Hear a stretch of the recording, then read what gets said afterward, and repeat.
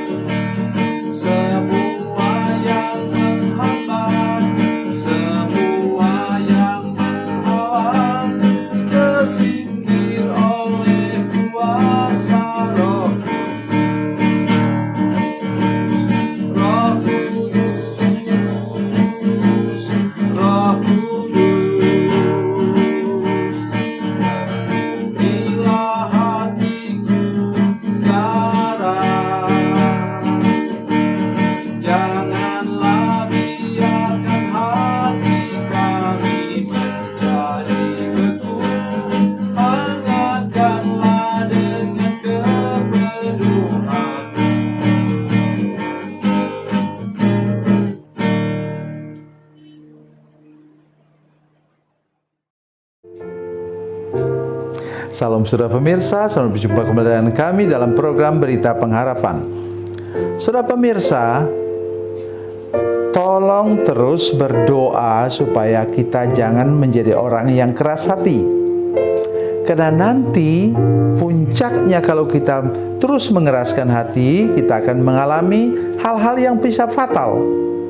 Janganlah melawan Tuhan. Mari kita berdoa sebelum kita lebih jauh mendengarkan firman Tuhan ini. Bapa, dalam nama Yesus, terima kasih untuk kebenaran firman Tuhan yang luar biasa yang kami dengar sebentar.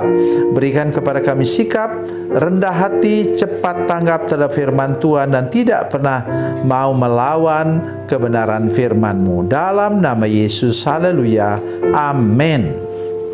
Saudara pemirsa, mari kita membaca firman Tuhan dari Kitab Perjanjian Lama, Kitab Keluaran, pasalnya yang ke-9, ayat 34 dan 35. Keluaran 9, 34, 35, demikian bunyi firman Tuhan. Tetapi ketika Firaun melihat bahwa hujan es dan guruh telah berhenti, maka teruslah ia berbuat dosa. Ia tetap berkeras hati, baik ia maupun para pegawainya. Berkeraslah hati Firaun sehingga ia tidak membiarkan orang Israel pergi, seperti yang difirmankan Tuhan dengan perantaran Musa. Amin. Sudah pemirsa, itu yang saya katakan tadi. Ya, kalau sudah satu kali mengeraskan hati, lebih keras, sangat keras, dan akhirnya malah petaka menimpa dia. Sudah ingat? Itulah yang ke-10, apa yang terjadi? Putra mahkotanya pun mati. anak sulungnya itu mati, saudara sekalian. Jadi, maukah engkau melangkahi mayat dulu, baru kemudian mau menyerah kepada Tuhan? Oh, jangan. Tetapi memang ada. Saya juga ketemu dengan orang yang begitu keras hati, saudara sekalian. Tidak mau nasihati, melawan hamba Tuhan. Melawan. Kalau diperingatkan itu malah marah, ngamuk. Oh, ada. Oleh sebab itu pesannya hari ini saya sudah katakan tadi kepada saudara-saudara sekalian. Mari kita tolong menjadi orang yang rendah hati, menjadi orang yang takut akan Tuhan. Ketika Dia berfirman, kita taat. Berfirman, kita taat. Saya beri contoh kepada raja-raja di Israel atau Yehuda. Ya.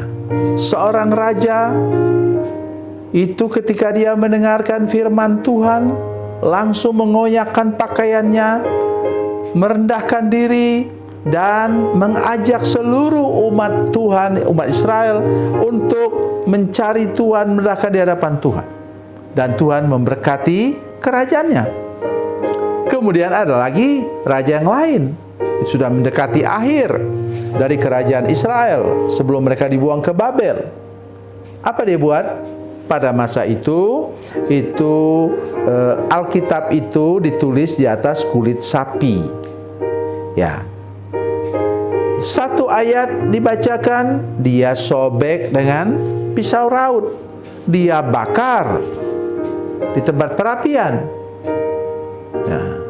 Tapi puji Tuhan bahwa arsip Alkitab itu ada di surga. Dan itu sebabnya saya begitu yakin dengan firman Tuhan ini arsipnya dari surga, saudara sekalian. Ya. Apa yang Tuhan buat? Dia perintahkan Nabi Yeremia lagi dengan Baruk. Dia katakan, tolong buat bunyi pesanku, peringatanku kepada umat Tuhan yang sama persis dengan yang tadi, yang sudah dibakar oleh raja. Itu yang saya maksudkan dengan kita semua juga seperti itu. Contoh Daud juga. Ya.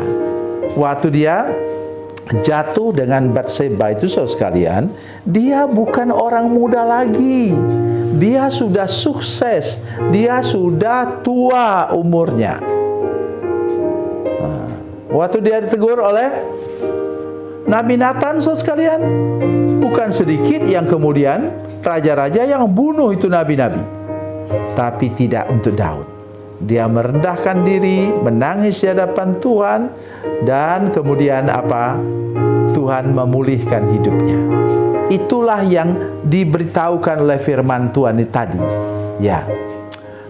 1 tulah, 2 tulah, 3 tulah sebenarnya tanda ajaib mujizat Tuhan 11. Karena yang mula-mula ialah Musa lemparkan ularnya, tongkatnya menjadi ular, kemudian ditiru oleh pegawai-pegawai Firaun, dukun-dukun di yang sekitar Firaun, mereka buat, cuma kemudian tongkat mereka menjadi ular itu ditelan oleh tongkat Musa. Itu yang terjadi. Jadi saudara sekalian, orang bisa begitu keras hati, coba bayangkan. Ya. Air menjadi darah ditiru oleh dukun-dukun Mesir. Kemudian apa? Katak atau kodok ditiru. Tapi kemudian ketika nyamuk datang, mereka tidak lagi bisa menirunya. Itulah kekuatan iblis memang terbatas. Tapi jangan lupa bujuk rayunya itu minta ampun, sehingga membuat apa? Itu katakanlah umat Tuhan itu 2 juta orang. Orang dewasanya katakanlah 1 juta orang. Siapa mau melepas tenaga kerja gratis sebanyak 1 juta orang? 10 orang pun mungkin kita susah lepaskan kalau kita punya tenaga kerja gratis. Oleh sebab itu pesan firman Tuhan hari ini, 1, jangan mau memanfaatkan orang lain untuk kepentinganmu. Hargailah hak hidup orang lain. 2 ialah jangan mengeraskan hati. Dari awal ketika kita dengar firman Tuhan, teguran Tuhan, langsung taat. Ya, karena kalau sudah terlanjur keras, itu lihat.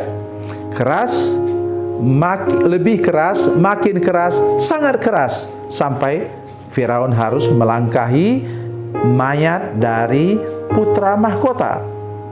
Sayang sekali saudara sekalian. Itulah sebabnya mengapa pesan firman Tuhan hari ini, mari kita menjadi orang yang rendah hati, lembut hati, mudah ditegur orang, dan tetap hidup dalam jalan yang tulus, lurus, dan kudus di hadapan Tuhan. Tuhan Yesus memberkati, Tuhan Yesus baik. Mari kita berdoa. Bapa, dalam nama Yesus, terima kasih untuk firman Tuhan hari ini. Beri kami anugerah-Mu untuk mau taat akan firman Tuhan, ikut apa kata firman Tuhan, dan mengalami lagi lawatan Tuhan yang luar biasa dalam kehidupan kami bersama Engkau. Terima kasih Tuhan. Dalam nama Yesus, haleluya. Amin.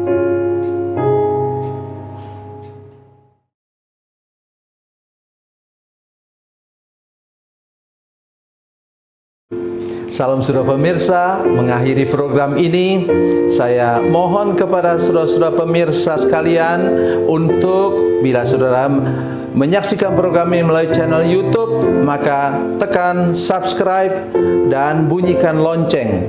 Dan bila saudara menyaksikan program ini melalui channel Facebook, maka tolong saudara-saudara sekalian tekan like dan juga komen. Dan demikian pula bila sudah menyaksikan program Makanan Bergizi hari ini yang tertulis, maka tekan yang sama juga, tekan like dan tekan komen. Dan tolong saudara-saudara sekalian untuk membagikan program ini, share program ini di channel saudara-saudara sekalian, supaya lebih banyak lagi orang diberkati melalui program ini. Tuhan Yesus memberkati, Tuhan Yesus baik.